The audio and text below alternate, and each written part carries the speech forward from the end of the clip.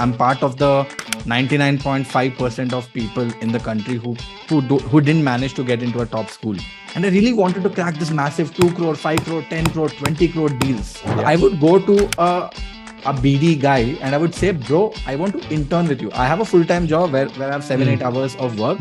Okay. Apart from that, I want to put in 5 hours helping you out. You give me work that you don't want to. First day at Uber, I was doing a training session to all the drivers on how to use the Uber app. Right? First few days, I'm like, what the hell am I even doing? Why am I wasting my time in training drivers? Right?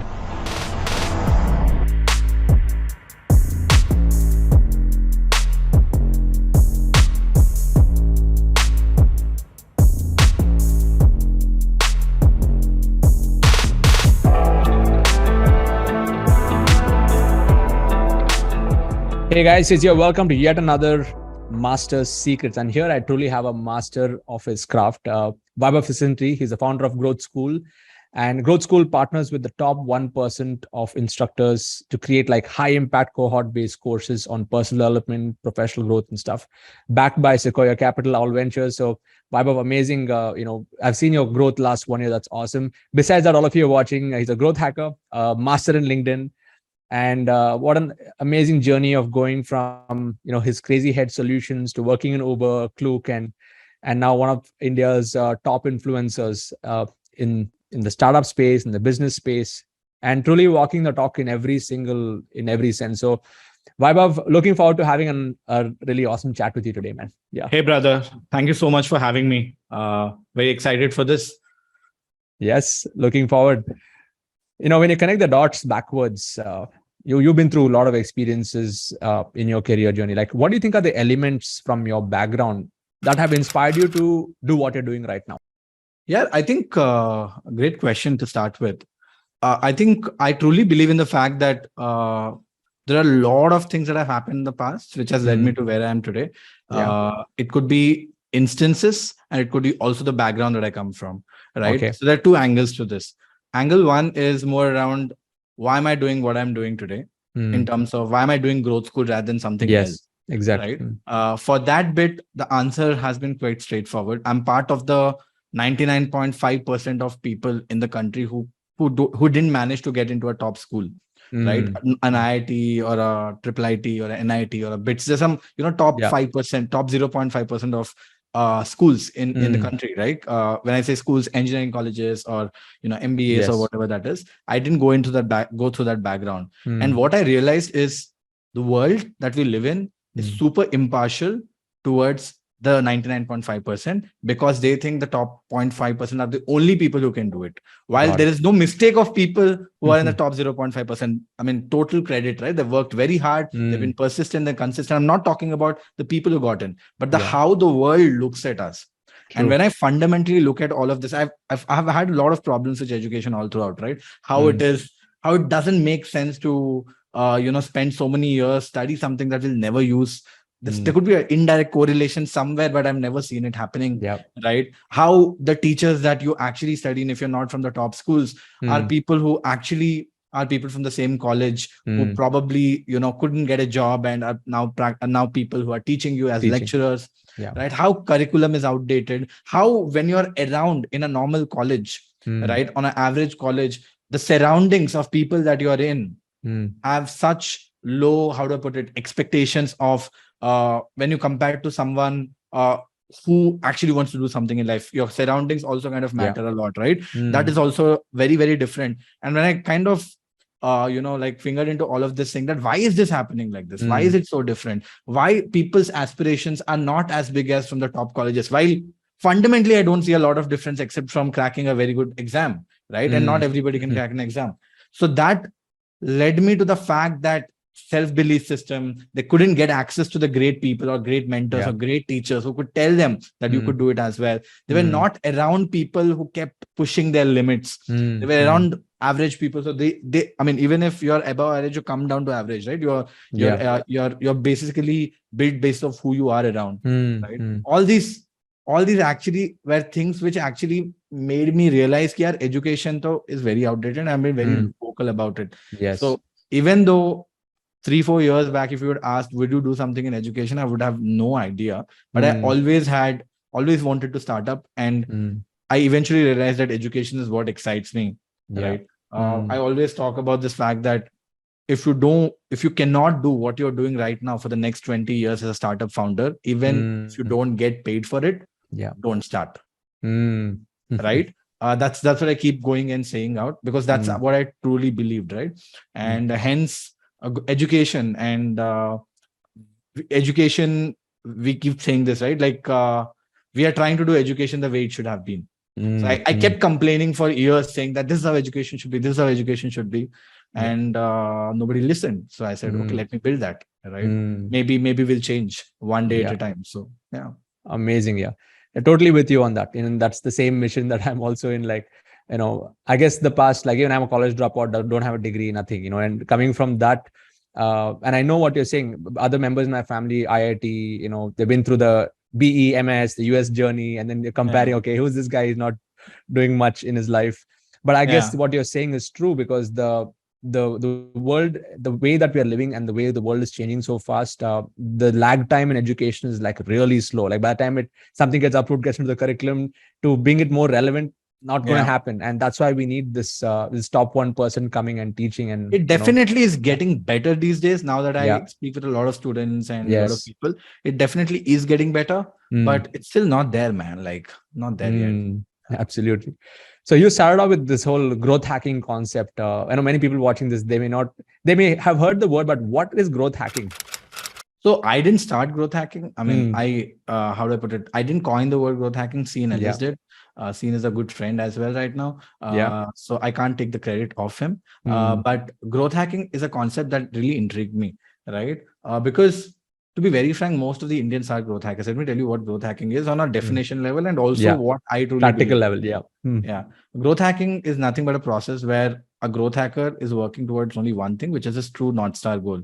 Is one goal, which is usually growth, right? So, for example, right, marketers, like a lot of marketers would go ahead and put up billboards, right? Put up TV ads, run Facebook ads, run a lot of things, right? A few things could result to multiple things. For example, TV ads might not result to, let's say, app installs for you. A billboard might not result in app installs for you directly, right? So they're doing brand marketing there. They're doing awareness layers there. So usually most of the marketers are doing awareness and acquisition, right? But a growth hacker usually looks at the whole stage of funnel. How can we acquire? How can I create the awareness? For example, your podcast is your awareness channel. How can you acquire your YouTube, your ads are your acquisition channel. How do you make sure that the users are very well engaged, right? Or onboarding is happening properly. In multiple cases, it's a multiple things. That is how we work on how can we make the first 3-4 minutes of the experience of someone joining the webinar is very good. So they stick around. How do we reduce the number of steps that a user needs to take before they can jump into the experience? That is onboarding. Or teaching in an app. You see a bunch of screens in the beginning, right? That's onboarding.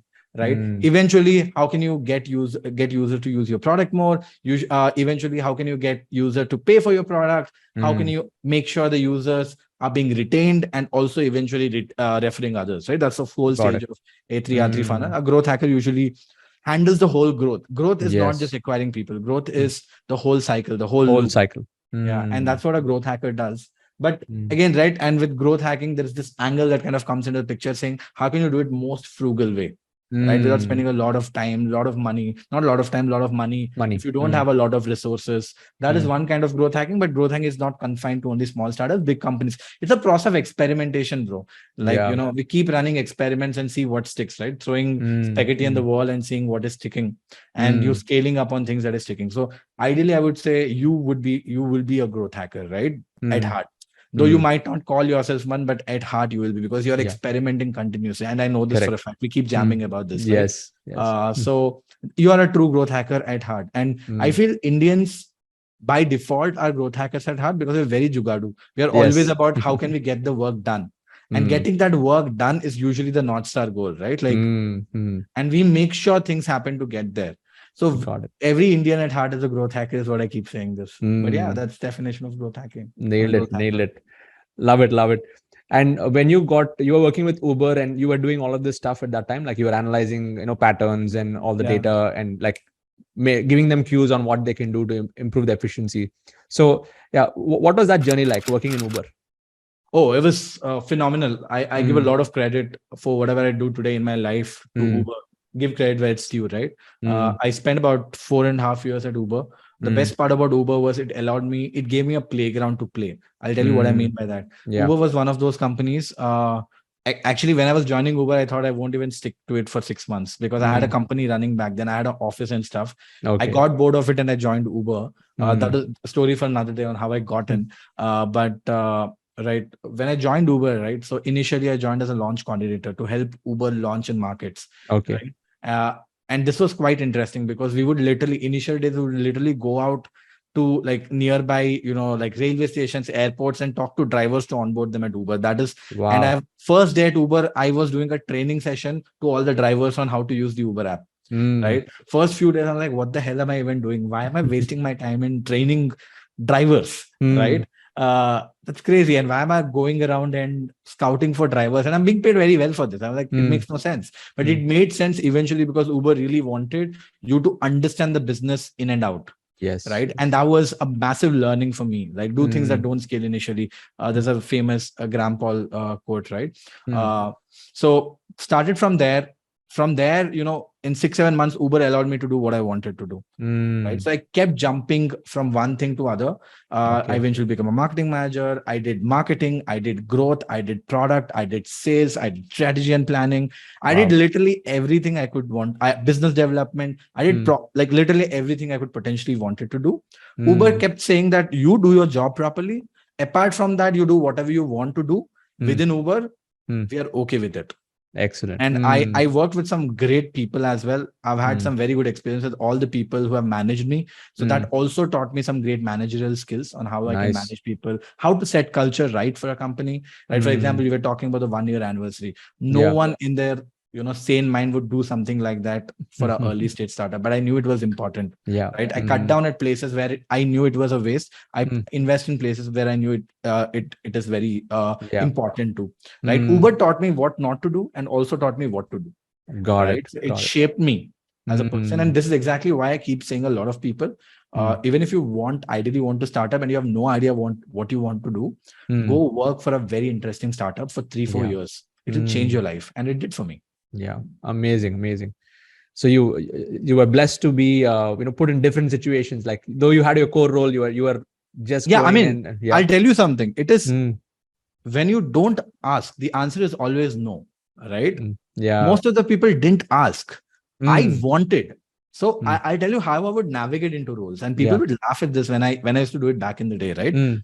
I would go to someone of my same level. Same org level, because big companies have multiple org levels, right? Yes. And I will say, I want to intern with you. I have a full-time job. This is inside of Uber. Let's say I want to learn business development. There was a point of time where BD and sales intrigued me, right? It was giving me the rush. It still does, right?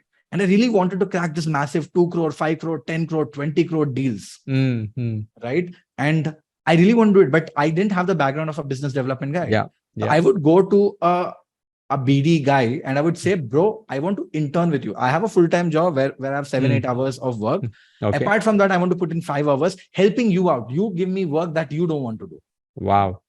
Right? And eventually kya hota hai? Uske baad, once you help them out, they'll be like, hey, we're going for a meeting. Why don't you tag around? Yeah. And after doing 2-3 meetings, they're like, hey, dude, we have a meeting like this. Do you want to go? I was like, yeah, sure. I would like to go it. And you get recognized for it. More importantly, people are not keeping it to themselves. They're talking about the fact that you're doing some good job. Right. And that's very important for you to grow. And this is how I navigated. I wanted to do performance marketing and people said, hey, you don't have performance marketing background. I was like, okay, cool. I got my manager to sanction me a budget of 1 CR and I started running ads, and I did for markets where the main performance marketing was not running ads for. Right? Okay. All of a sudden that scaled to 5. If I would have never asked this, I would have never got it. You know what I'm saying? Yes. Going that extra mile. I always go the extra mile. And I keep saying this to a lot of people as well. Yeah. Fantastic, Vaibhav. Great that you brought that point out. All of you here watching, and that's the unseen things, what goes on behind. Thank you for letting me know about that, Vaibhav. Frankly, if I talk about it, right, like back in the day when you probably didn't even know who I was, right? I texted you 4 or 5 times. You eventually replied. Yeah. Yes. right? Yeah. And I also got Deepak and other friends to say that I want to talk to this guy because he's doing Exactly. I something. remember that. Yeah. Yeah. And if I wouldn't have been Mm. persistent, maybe we didn't have the relationship that we have today. Yes. Right. So, yeah. Absolutely. Absolutely. When did LinkedIn start for you? Like, when did you, do you remember, like, when did you start getting active and what were you doing at that time and explore it? How long did it take? Tell us about your LinkedIn journey. Yeah, bro, it was very natural. Okay. So, back when I was also, like in college, then there was Facebook where I used to write a lot of stuff, like whatever I feel about anything, I would write. For example, yesterday there was an acquisition of Adobe acquiring Figma. That Yeah, I fascinates saw that. me, right? And I love stories like this. I keep reading about this. So I write what I read in a way that people can understand. Got it. Because you cannot understand complex language. You have to break it down. And I'm a storyteller, though my English is not great. So I used to always do this, right? Put my perspective on Facebook. Beach mein, Facebook used to get me a lot of reach. And then it died down. If you remember, Facebook profiles kind of died down. Yes. And then there was only Instagram where you have to only post pictures. So I had this break. And then one day I was working first or second year of Uber when Snapdeal, had some funding round or something happened of Snapdeal, and I posted that on LinkedIn, breaking it down, saying, "Oh, there's this platform to write. Let me write and see what happens." Right? And I just wrote it, and I got a few likes, and I got some 1,000 people to read it. I was like, "Damn! Like there are 1,000 people who are reading a post." Which year was this, Vaibhav? Like maybe in 16, 17, 16, 17. Were you working in Uber at that time, or this was before that? You're working at that time. Okay. I mean, I've tried, like, if you look at my oldest LinkedIn post, my post was, "Hey, I'm looking for an internship. Can anybody give me?" Right. Wow. That was back in college. So I was there on LinkedIn, but I was not active. Not active. Like nobody else was. It was probably a dead platform back in the day. People would come to look for jobs. That's it. Right. But when I started to create content, and then like barely people were there who were creating content. Right. Especially from India. So I slightly got traction. So that got me excited, saying I got a platform to kind of talk again, right? Where I don't have to put videos and pictures, but I can write. Right. So I kept writing stuff that I really like. So growth hacks, things that I was experimenting, interesting tools that I was finding. And that slowly built up. It moved from 5K to 10K to 15K to 20K to 30K, 40K, 50K. Amazing. 50K, 4 years to get to 50K followers. But the idea was never to get to 50K followers, right? The idea was never to grow. The idea was to write. So that was the intent. So I was not looking to become like a LinkedIn creator or influencer. I hate the word influencer even today, but the intent was never that. I kept writing consistently whenever I felt it was needed to be. It was exciting for me to share something. I kept working, and more validation that I got, the more and more serious I got about the platform, right? Amazing. And eventually got to a point where, I had 100K followers, and I was not like a celebrity, but I had 100K followers, and barely any people in LinkedIn doing that. And then people started to ask me, "Hey, bro, can you teach how to do this?" And then I launched a program, and rest is history. Amazing. When was the first time you launched the course, your first LinkedIn course? I think you were only selling to international market, right? If I remember. When was that? Was this after Uber? No, it was in my final year of Uber. Okay. Or towards, it was towards the end of Uber, 2019-ish. Okay. Though that was not my first online course. I launched my first online course, which was an Instagram course, right? Wow, I was in Mexico, was getting on a flight, and I just dropped a message saying I usually used to give a lot of free content, make videos, give value back to people. All of a sudden, I just posted, "Hey guys, I'm planning to do an Instagram course. Would anybody be interested to pay?" And there were 300 people said, yes. I had like 15,000 followers back in the day, right? And a lot of people said yes. Then I did a video, and I did a pre-sale pitch, and about 100 people paid $10 for a $50 program as a pre-sale. Nice. I mean, as a pre-band. I was like, damn, I have $1,000. And I posted a video when I was getting on a flight to San Francisco from Mexico City. By the time I landed, I had like 40 sales. I was like, damn, like people pay, man. And I realized most of them were international people, but still they were willing to pay. And that's how I launched my first Instagram course. Though after this launch, I never really marketed it, right? Because I was really disappointed that people were not finishing it. And I put in a lot of effort, right? But then a lot of this demand crept in for LinkedIn. A lot of people started to say LinkedIn. I was like, okay, fine. Again, I went on to the 100 people who bought the course saying, would you be interested to buy a LinkedIn program? And it'll be for $150 this time. And around 30, 40 people said, yes. That gave me the motivation to kind of, and I got all the $150 upfront from them. And I said, it'll take 1 month to give you the access, but this course will eventually sell for $300 or $400, right? And they said, yes. And I made some $2,500 upfront, gave me validation, paid for the time that I had to invest. And I made that course. Eventually that LinkedIn course moved from 150 to 300 to 500 to 1,000 to $1,500. Right now, today, it still sells for $1,500 for the international market. And I think last time when we met, I was doing 40, 50 sales. I'd done some 50, 60 sales. I had made some $50,000 plus dollars. And that was mind blowing, right? Without any effort. No ads. People would come on my LinkedIn, check it out, find a link, somehow go to my website and buy. Right? Like every 5, 10, 15 days, I would get a $1,500 sale. I'm like, damn, if I get 2 sales like this, that's more than my salary. Right? Yeah. Was that the trigger for you to like, let me now get on my own thing? Not really. Or that was not the trigger. Okay. That would make a great story, right? Yeah. Yeah, that would make a great story. Yeah. Yeah. But if you're making more money than, through your courses than your job. Yeah. Yeah, that was not the trigger. Great story, but that was not the intent, because I'll tell you one thing. I always have made more money than my job. Got it. When I was at Uber, I was getting paid like 80,000 to start with, but my business would make me 2.5 lakhs every month. Got it. I always had a side hustle where I was making money. So money was actually not a problem. I was not doing the job for the motivation of making money. Okay. Right? I knew for a fact job will never make me rich. Yes. Getting a 30% hike, 40% hike is not going to change my life. And I know how I can make money if I want to. Yes. Right? Yes. But I always believed in building side hustles, because job is important for me, because I'm learning something and I'm also giving back. Correct. Right? It's an 80-20 rule, right? You give back 80 and you learn 20. And that was exciting for me. That was a great life for me. So I liked it. I kept doing it. But what actually triggered, if you ask me, is COVID. I think a lot of things have happened in my life, which has led me to things today. Wow. Right? A lot of things. Every time something has gone wrong, something better has come out of it. So I'll give you an example, right? So when I have not spoken about this very extensively, but towards the end of my Uber career, I was supposed to move to Mexico City permanently. Okay. Okay. The next day was my flight. My hotels were booked. My 6-month accommodation in Mexico City was booked. My flights were booked. I had let go my house here. I've sold all my stuff here in India. I was in Hyderabad back in the day. And 11 o'clock in the night, after I come back from a party, giving my friend saying bye-bye, I'm flying the next day. My HR calls and says, your move has been cancelled. You have to stay back in India. Now, I had resigned from the old job. I have also lost the new job that I was supposed to go. So they gave me 2 months to figure out something that you can figure out inside of Uber. Right. And that's when I realized this is it for me from Uber. Right. I've been very comfortable for a very long time. A lot of people would be like heartbroken. Right. My dad would call me and saying, are you fine? Are you fine? I was like, I'm absolutely fine. Don't worry about it. But there was this feeling. Was this in 2020 or 19? This was 2020. 2020. Okay. When this is after lockdown, is it?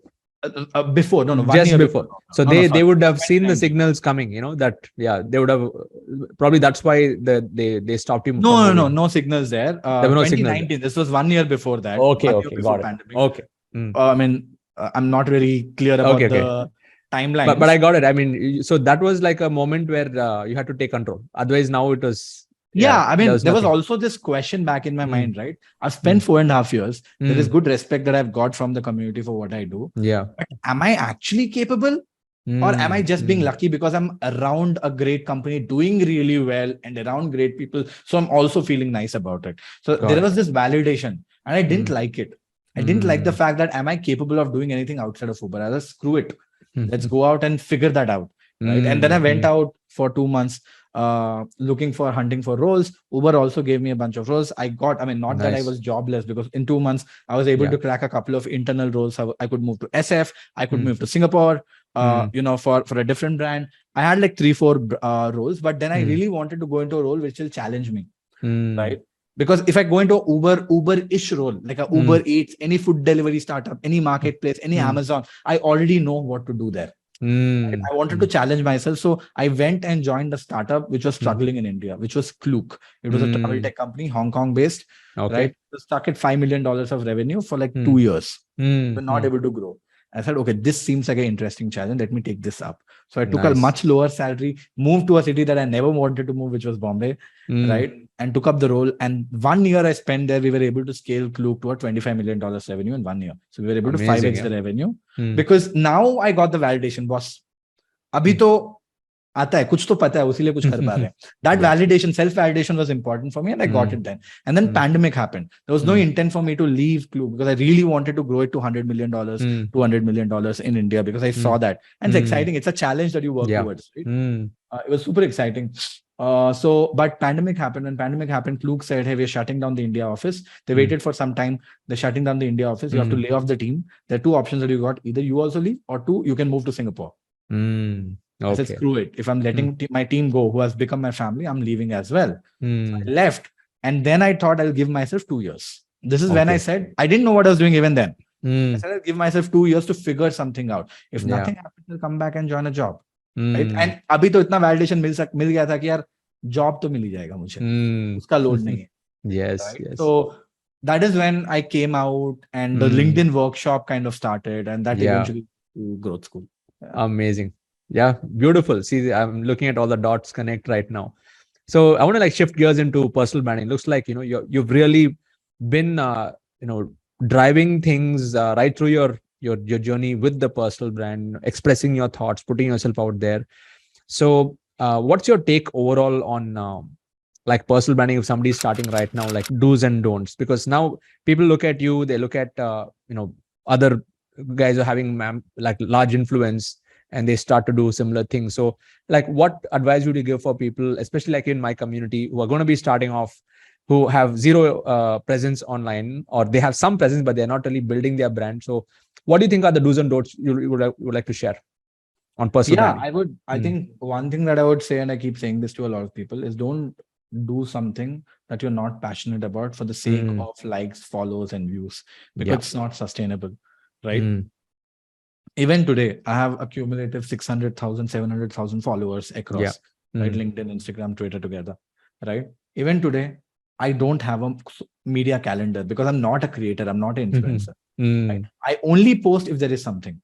Yes. So you don't have to do what I'm doing. You can be a little more consistent. Consistency always pays off. Initially, I was consistent, very consistent. But again, I'm telling you, right? I'm not creating content for the sake of creating content. I'm creating stuff that I truly enjoy. Nice. That is the only way you can be true to your art, true to your craft, and you can actually put out content which other people will like. Yes. Right? If you feed into something that is working, it is probably not your job. I mean, creators who are trying to be influencers, for them it might work very well. But for someone who has a career and you're trying to build a personal brand to kind of set you aside from 500 other people who are doing the same stuff, for you, create content that is true to yourself, that you can create forever. Got it. Right? That is one. Okay. Number two, something that keeps coming back to my mind is don't overcomplicate it. A lot of people will say that, okay, kal se main personal branding banana shuru karunga. I'll put 5 videos on YouTube, 25 reels a month, 3 Instagram posts, 25 tweets, and 5 LinkedIn posts, blah, blah, blah, all that. Don't complicate your life. Okay. Because if you do this, you get burnt out in the 10 days and you'll be like, personal branding is not for me. That is not true. Personal branding, there is a personal angle to it. Pick a platform that you're comfortable with. Pick up a topic that you're comfortable with, which doesn't feel like effort to you. Yeah. And write. For example, yesterday I wrote a post which did, I think, around 300,000 views already on LinkedIn. Nice. Right? Yesterday night. I sat in the cab. I knew what I wanted to write. Read 2 blog articles, which took me 5 minutes, so that I have some context. I'm not putting false facts. Yes. Right? And in 5 minutes, I was able to write a post of 400 words, 300, 400 words on my phone, on Google Keep. Right? And before I could get on my flight, I'd posted that on LinkedIn and Twitter. And I woke up in the morning with cumulative 300,000, 400,000 views. Right? A lot of times when I've put in effort saying, मुझे इसके बारे में लिखना है, That has never got That's the reach. where the magic is. That's where the magic is, Yeah. right? So that's essentially why you don't see me making YouTube videos. Yeah. Can I not do it? Am I not comfortable in front of a camera? No, but it's not natural to me, right? It is effort for me. And while it is important right now, I'm going to start to do it because for growth school, it is important right now. Yeah. But I'm not doing it to build my personal brand. Got it. Makes sense. So yeah, you need to love what you're doing.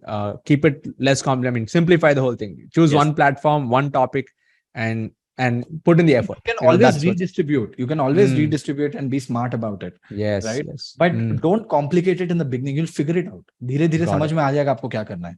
Got it. Thank you, Vaibhav. That's a very good point. It's very practical. People can just take it and apply this. You're an expert in product launches. I mean, looking at your background and all that you've been doing. So I want to pick your brains on this a little bit. Like, how do you approach a product launch? Whether it's a digital, I know there are some principles on which you think and operate, like some, first principles. So when you're looking at launching a product, what is running through your mind? Like growth school is one example, like the way that you launched, the way you took it, the way that you're scaling it is you're thinking in a particular way. So I want to get your view on that. How do you approach a product launch? Yeah, I think my way of building anything or launching anything is very, very, how can I always look for the leanest possible way to launch something. Okay. And without validation, I don't do shit. I'm being very frank about it. Right. Okay. So you must have already sensed the fact that both the times I launched the program, I pre-sold it. Yeah. I didn't have anything except for the outline. I pre-sold it. In fact, when I did my first LinkedIn workshop, I created content after I got 250 sales from ads. And I created content every day. It was a 5-day workshop. Day 1, 5 hours before the contest to go live, I shot it. Like that is how lean I went in. So understand if there's an audience or not. Don't create something because you think it is the right thing to do. Get validation from people. And the actual true validation is not emails, especially in India. Emails have no value in India, right? You'll get it for pennies. Real validation is somebody swiping their card. Even 10 rupees of swipe is 10 times or 100 times better than a free lead, right? Are people willing to swipe their card is very, very important for me. Yeah. That is one. Two is the scalability of it. There, you can get 100 people to pay, right? Will 10,000 people pay for this? Again, depending on what you're trying to do. If you're an individual, maybe 10,000 is a massive addressable market. But if you're building a business that I'm trying to build, I want to build this into a global business. Yeah. Can this ever do 1,000 crores, 10,000 crores in revenue? Right? Can this be a 10 billion, 20 billion, $50 billion business? And I'm not saying this because I want to make a lot of money, right? That is always there, right? As I won't lie that I won't like the money. I will definitely like the money. Yeah. But the real reason about the scale that I'm talking about is because of the impact that I want to create. Impact and the potential that can reach out. I really want to change how education works. And for that to happen, is there a market, right? You have to ask yourself in that angle, how big is the market and is the market big enough for you to jump into it? And 3 is go very lean in terms of launching. Don't do hundreds of hours of work and then launch. Launch lean, build a landing page, use a no-code tool. Don't overcomplicate it. Just launch and see what happens. Got it. And then build. For example, it's been a year. We are still today, Siddharth, on no-code. We are shipping our main product dheere abhi, right? But we still operated on no-code, and we have catered to more than 300,000 paid learners, right? And no-code worked fine, which was built as an MVP. Yeah. Right. Nice. And still works. I mean, it breaks now. It's not because of the scale that we are operating in, but it still works. Right. Yeah. So go as lean as possible. And that is my product methodology, right? Is there a market? How big is the market? Are people willing to pay for it? Is there a very lean way of going about it? Superb. And then scale it up one step at a time. Golden tips there. Yeah. So the validation part is such an important. Even I remember, before I started going and creating a lot of courses, I did 500 one-to-ones in my first 1 year, like just to understand people. And then, everything started to build after that. I'm totally with you on this. Don't step in until, for sure. Yeah. Next is, I wanted to understand your journey, going from individual expert to then, becoming like getting into the space of building that influence and stuff on LinkedIn, launching, and then now you are a funded literally like a corporate, you've actually set up the company and corporate. What was the journey like from individual to like a funded company? I know you worked in the big companies to understand those things, but now that you are driving it, what was the journey like, and what did you learn through that process? Man, here's the thing. When I used to give this gyan to people that startup is a really hard thing to do. It's a extremely lonely journey, extremely hard things to do, and don't get into it unless you're very sure about this. I knew this. I didn't know it was so hard. Right? It's extremely, extremely hard. As an individual, when you're running it as an indie business, I'm assuming you have a 3-4 member team max. That's it. Yeah. I mean, that's how I also launched Growth School. Right? And back in the day, the problems are different, right? The problems are more around how can you sustain this? How can you make sure, nothing is breaking because it's a small team? How are you able to grow at a speed that keeps you happy about it? And how are you making enough money to make sure everybody is happy around while you are also filling your pockets, right? The problems are much smaller. If you ask me, comparatively to what we are today, we are a 70-member full-time team. Right? We have a massive operation running. Of course, out of 70 members, probably 60 members are working towards the product that we are building tomorrow rather than today's business. And that's the speed of a startup. So I'll tell you what is the difference between a small business versus a startup. Yeah. Small business always invests in today and 6 months from now or 3 months from now. So they can grow. And there's nothing wrong with it. There's absolutely nothing wrong with it. But a startup intent is to grow really fast. If you're doing 2 million next year, we have to do 5 million. Next year, we have to do 25. Next year, we have to do 50. The next year, we have to do 100 million. 100. Right? How are we going to get to a 0 to a 150, $200 million journey in 5 years? And usual businesses don't go through this cycle. Yeah. Right? And for this to happen, most of your resources are invested in what's going to happen tomorrow rather than today. Because today's business can be sustained by 15 people team. But for tomorrow's business to be built, I need those 50 other people to kind of work to get there.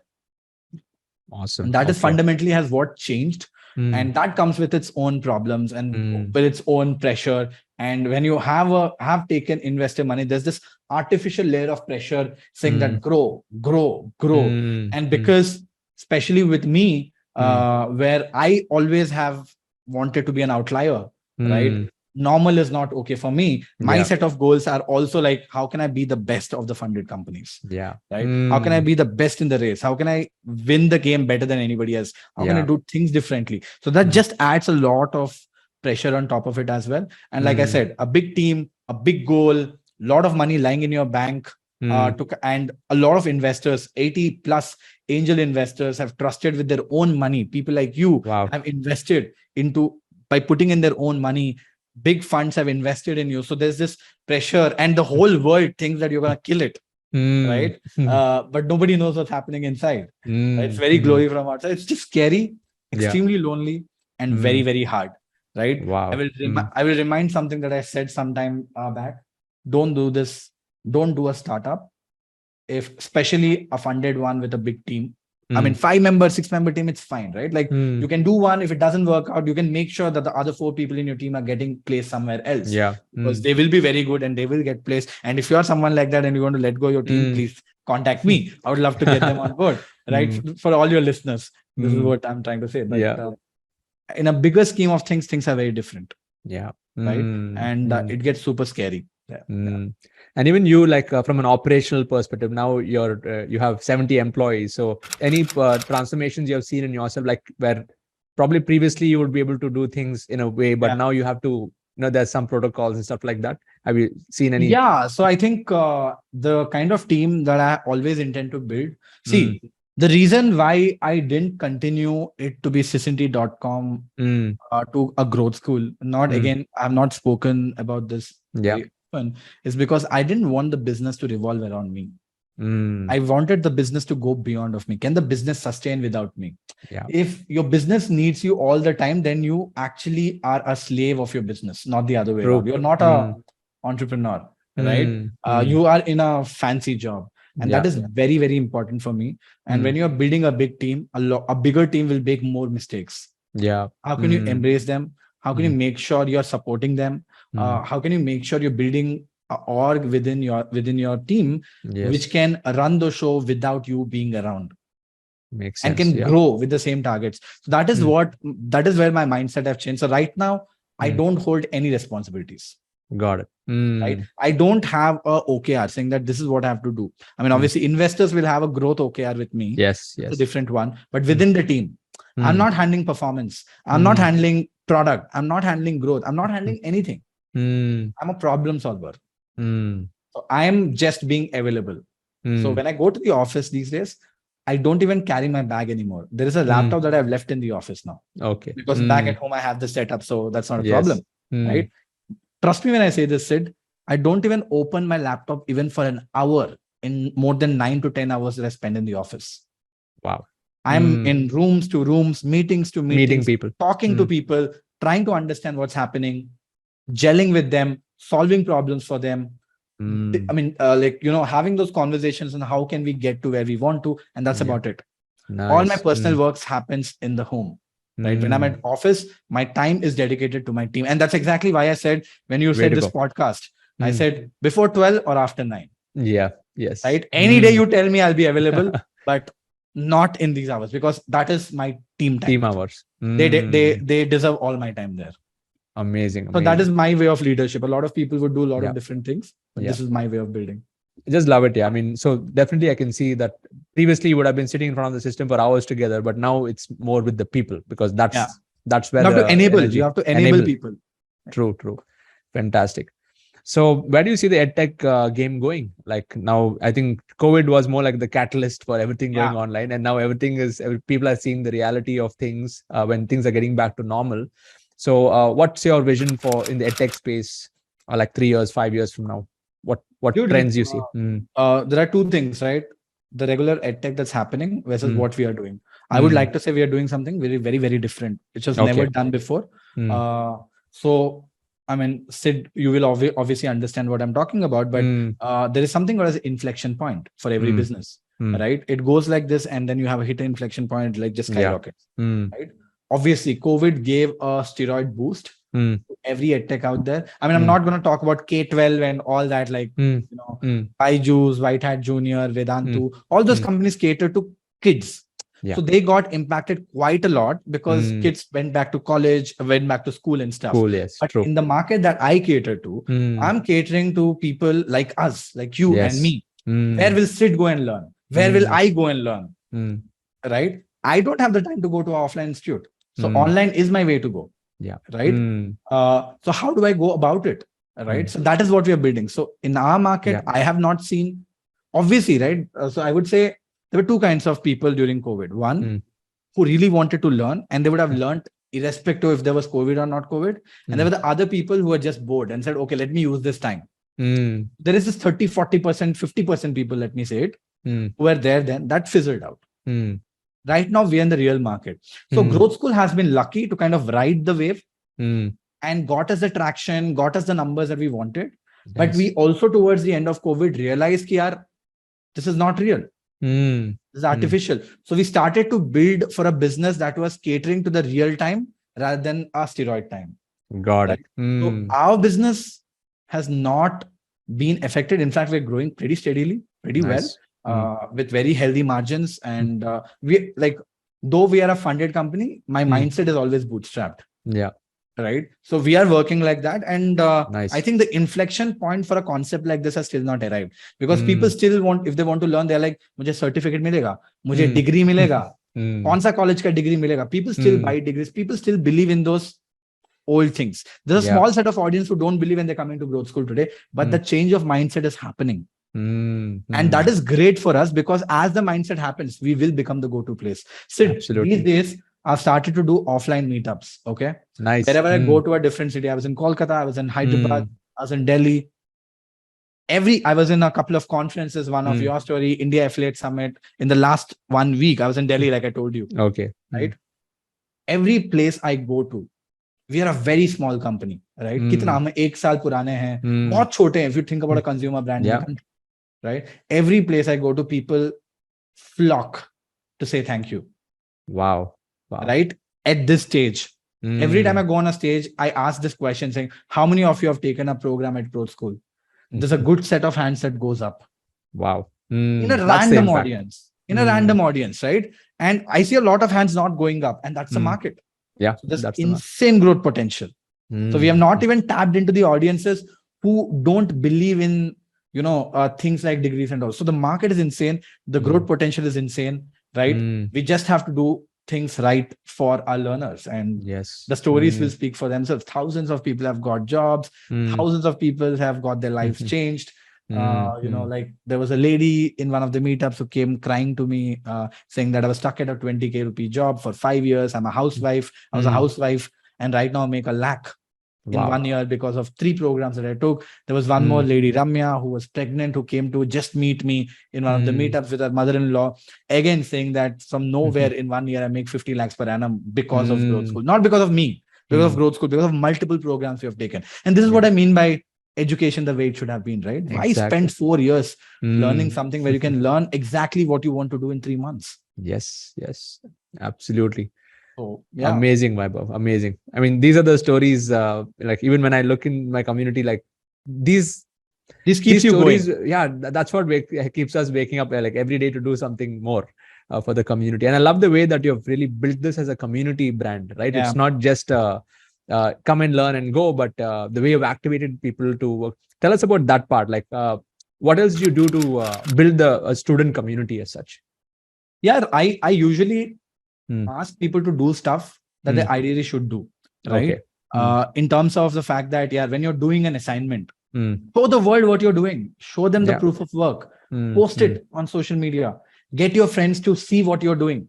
So learn with the world, not learn it in your own silos. And the way of education that we are also teaching is very execution driven, right? It's not about sit and learn. It's more of doing than learning. So when you're doing something, put it out there. Right. That gets the loop built, and more people who are intrigued by this come join. Right. And on top of that, once you're part of growth school, we do a lot of things here. Like we keep getting people, some really good people who will never get access to. They keep learning from them. They keep talking to them. There's this offline community that we are trying to build. There's an online community that we have. We open up groups so that people can talk to each other. People start working together. That's the whole point. Right? I spoke about the fact that teachers were a problem. We fixed it by getting the best people. The top, we say top 1%, but it's actually top 0.01% are the kind of people that we work with today. Right. 2, the curriculums were outdated. Now people, because the teachers are on point and are practitioners, they're teaching stuff that they're doing at job today. Right. So you're learning from people who you want to become exactly the things that are being done today in the company that you want to join.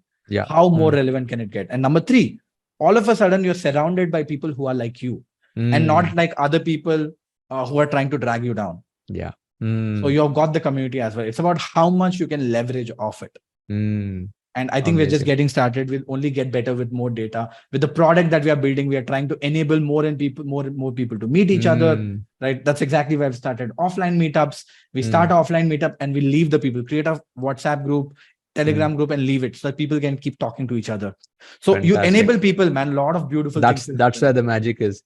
In fact, like a couple of thoughts I wanted to share related to this is, formal education system is built on the foundation of volume of information and memorization. Okay. And now you can and marks as an outcome. As outcome. But what we are doing here is this format is built on the foundation of simplification and gamification. Correct. So there's also a community element, and the outcome is result. What was the result? It's not about and I think it's phenomenal. So Vaibhav, first of all, congrats for the way that you've taken this at scale. Really, it's been an amazing journey to see how you've grown in the last 1 year. Taking that what's in you and just like blowing it out of the park, and you're just getting warmed up. I know that. Bro, we've barely done anything, frankly. But still, it's amazing to see how you're doing the hybrid thing, bringing offline, online, both that interaction happening. So it's been a great conversation, Vaibhav. And as we come to the end, like this question is, what do you like to do besides business? Forget about all of that. What else excites you? It's been a while since I've done anything except for business. But usually in my spare time, I like to play cricket. Either it's in a ground or IB cricket with my VR glasses on. Okay. Right. I am actually a good TV buff as well, so I Mm. watch almost every show. Though I'm not very like, if you tell me who's the name of the character, kya hua, I might not be able to tell you because I'm very like Yeah. I'm working and watching, but Yeah. I watch a lot of Netflix Prime and all that stuff once I'm back Nice. from work. I love traveling. Mm. And usually when I want to travel, I want to turn off everything else. Mm. Don't want to Solo, be solo bothered by mode. work. Mm. Not solo. I Okay. actually can't do solo stuff. I Okay. need my people around me. I'm a very people Okay. person, Mm. right? It could be my friends, it could be my girlfriend, it could be my Mm. family, anybody, right? Mm. But I usually try to cut off from work, Mm. right? And that also my team enables me to do it because I've built a phenomenal team, frankly, right? Nice. And so my team enables me to do that, and I can be completely off work. I'm not bothered, though I get very kya bolte hain, FOMO, and I end up jumping on Slack to see what's happening. But you get the point, right? So that's something I do. I'm a very family guy. I love spending time with my family. I love spending time with my cousins, my uncles and aunts. I'm a very, very, very family guy. True South Indian family guy. I am. And yeah, I don't know, man. At every point of time, I have a different hobbies. There's a point of time I was very deep into home automation. So I automated my whole house. At some point of time, I like every time I will have different fascinations, bro. So there was a phase where I went deep into magic. Okay, nice. Right. So I always have some fascination. Will go on for 2-3 months and then I'll give up and I'll move to something else. Right. So kuch to kuch mil jata hai hamesha. Gaming? Are you into gaming and stuff? I was a lot into gaming, but I realized gaming is so usually I don't like to do stuff which can control me. I don't like to be controlled. Right. And gaming is one of those things which sucks me into it. So I only play games which are not addictive anymore. So I don't play a Counter-Strike. I don't play a God of War. I used to do all of this back in the day. Okay. I will play games like, cricket, WWE, or football, where one game is 5 minutes and there is no connection to the next game. Yeah.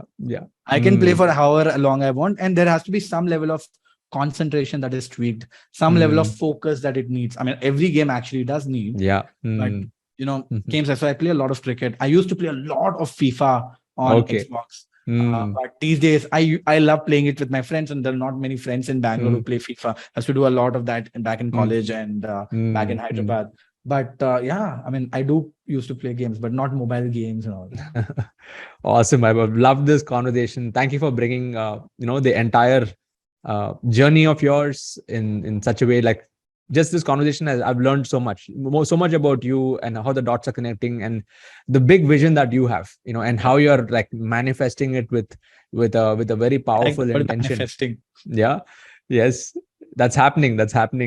And just want to wish you all the best, Vaibhav, for whatever you do. And any places where people can connect with you. I know there are many places, but where can people get your, the nuggets from you? If you really want my attention, a good cold email never goes wrong. Right? A cold email cannot say, Vaibhav, I want to talk to you. That's not a cold email. But a good cold email with the right gist, probably with a quick video, is a great way to get my attention. Most of the social networks are very crowded. Instagram, Twitter, LinkedIn, thousands and thousands of, hundreds of messages. So it gets, but again, right, if you know how to get attention of someone, you will. But cold emailing is probably a short thing that I'll definitely open and read, right? But the reply will totally depend on your email. On the email. So, got it. So I hope all of you noted this down, and especially if you're a part of my community, please share your learnings. What did you pick up? What were your top takeaways from this conversation? We would love to read that in the comments below. And, just stay tuned for more conversations that I'm having like this. If you like to get more of this, hit that like button and subscribe to this channel, whether you're watching on Facebook, YouTube, wherever. And Vaibhav, thank you so much once again. It's been a phenomenal conversation. Waiting to come to Bangalore, come to office, actually meet you. We have never met, but waiting to meet you in person. But I feel that I know you, so well in the conversation, the interaction that we've had. Likewise, bro. Likewise. Yeah. Please come to Bangalore. I would love to host you. Yeah. Thank you so much, Vaibhav. Wish you all the best. Yeah. See you, man.